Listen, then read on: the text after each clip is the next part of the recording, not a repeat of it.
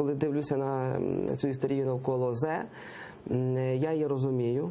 Я сам належу до людей, які є глибоко принижені таким вибором.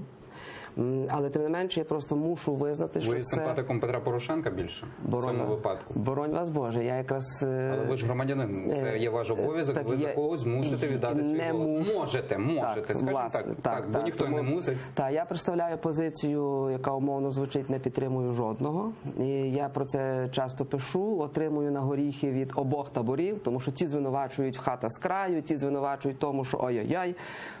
Ну, я про це можу пояснити, якщо до цього дійде. Я просто мав на увазі, власне, про цю, як ви кажете, колективну мудрість, так?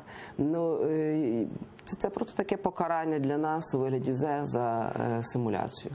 Тому що ми, власне, не займалися і не хотіли бути державою всі ці роки. Ми просто нею стаємо лише в дуже такі вікопомні, буремні, переломні моменти і все. А далі ми віддаємо, власне, тим 10 пальчикам, які вручну собі все роблять. Від Роттердама плюс до якогось бізнесу і так далі. І, власне, це нас відрізняє від цього світу, з якого ми, власне, починали розмову.